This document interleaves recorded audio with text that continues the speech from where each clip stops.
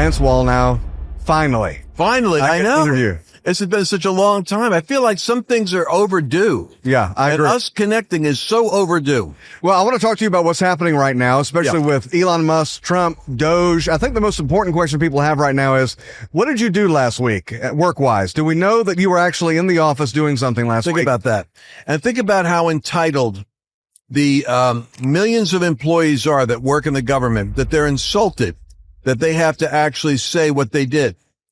I mean, so you have a different mentality. Like in my business or in any company or if you're working locally at Subway, you could say, what did I do yesterday? 5 things. Just list what you did.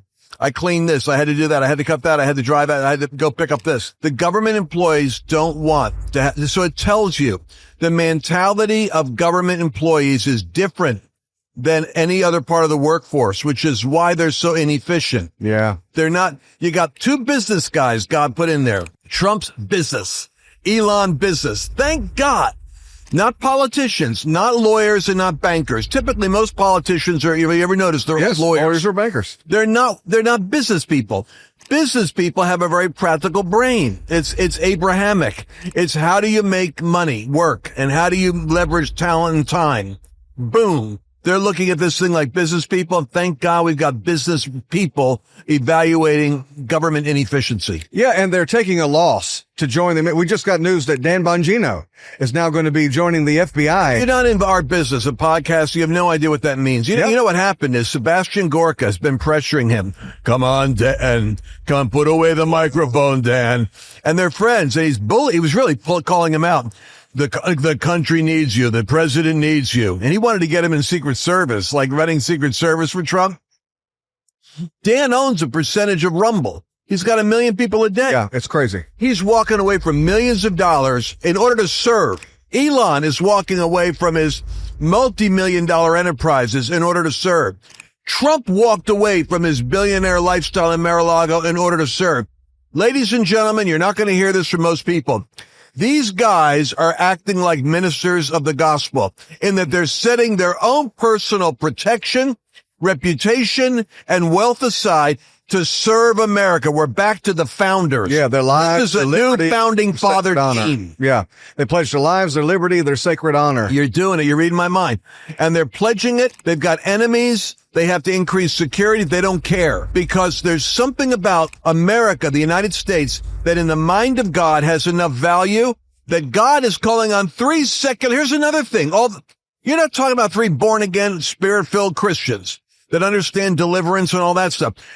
Our prayers are activating God in such a way that the sovereign God is sovereignly calling secular Cyruses to come do his bidding. And if I dare say it, to do what the church isn't doing for the sake of the church. In droves, calling Cyruses in droves.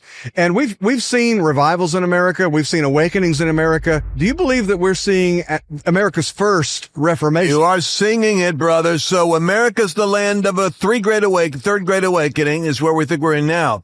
But the reality is we're a country that has always had revivals, from Finney to Edwards to, Moody. We're now in the land of our first Reformation. Come on.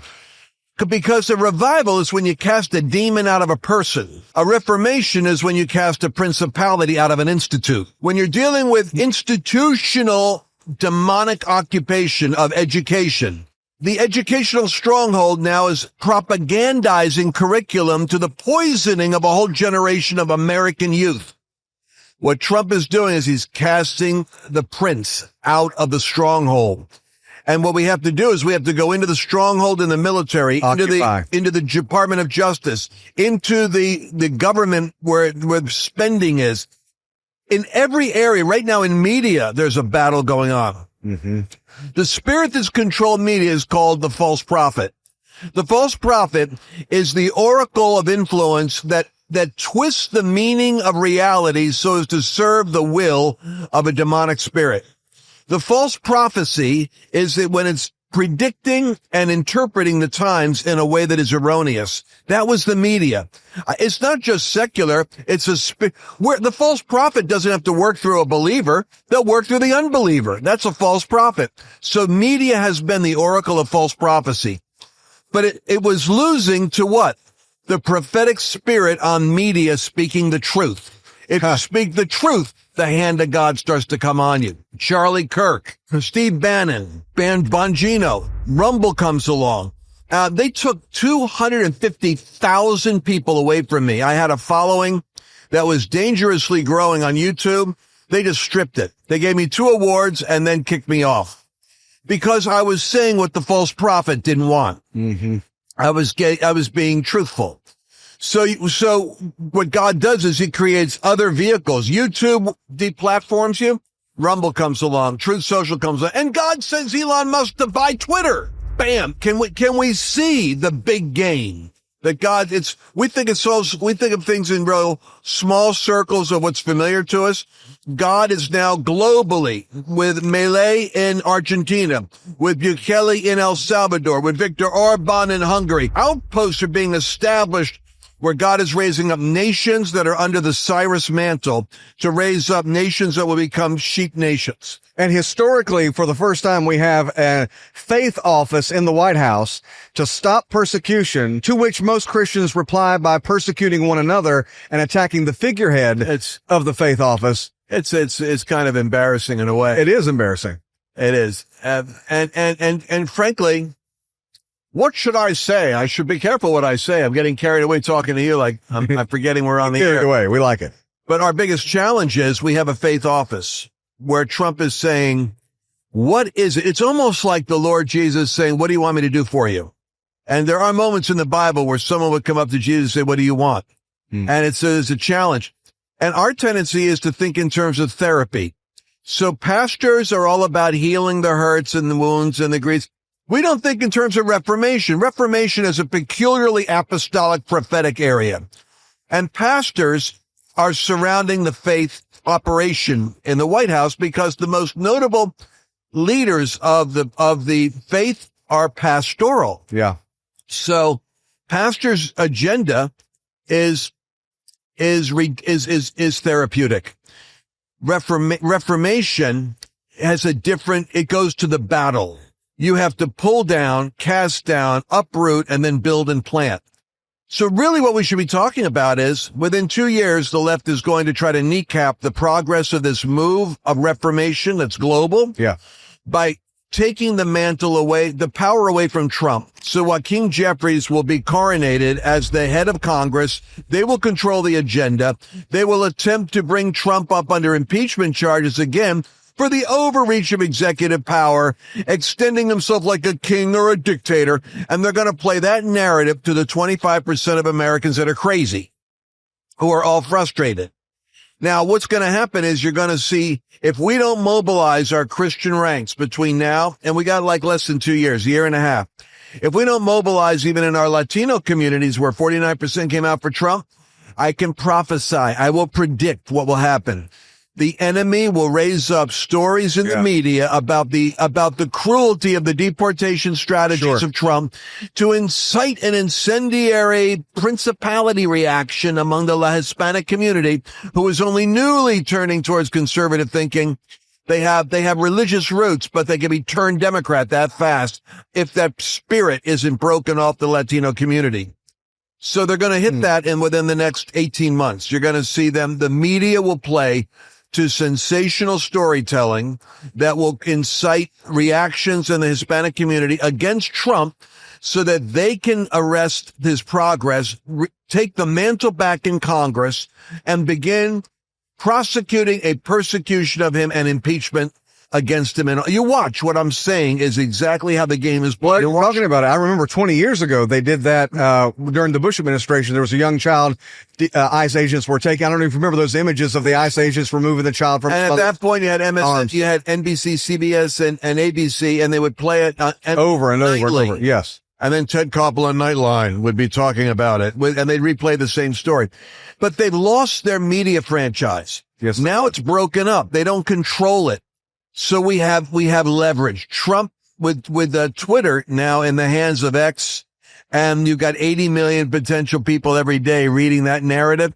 We have weapons. The challenge is going to be spiritually.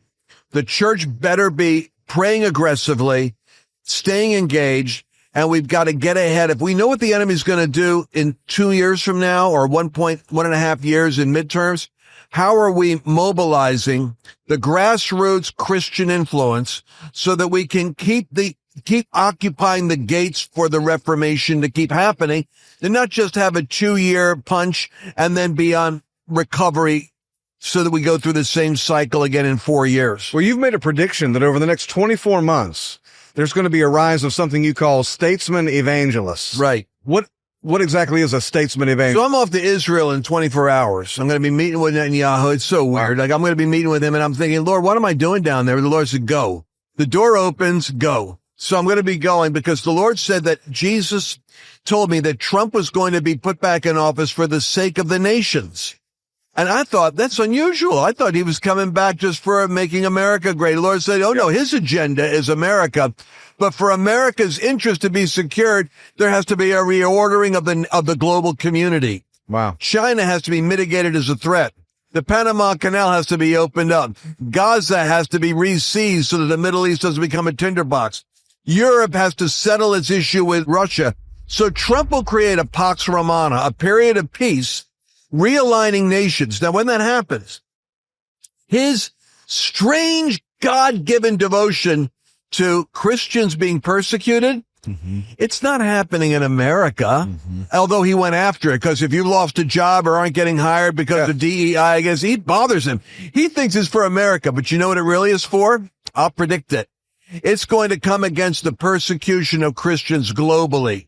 Wow. He is raised up as God's instrument for the sake of the nations. And Isaiah 45 says, thus says the Lord of Cyrus, whom I've anointed to go through the two-leaved gates of Babylon, to break these iron gates and to undo the belts of kings. And this I will do for my people Israel's sake, though you haven't known me. Well, now Cyrus knows God. Trump has had an encounter with God. That assassination attempt was his appointment with God. Even he says that changed his life because he believes he's got a life on loan from God for his destiny, and his destiny is America. But here's the deal. Trump himself, I believe, is going to not only establish America's trade relationships with these nations, but there will come a point where the statesman evangelists are going to come along, meaning nations are going to start to open up to the movement of Reformation happening here. Germany just had an election. They moved to the right. France had an election. They moved away from the left.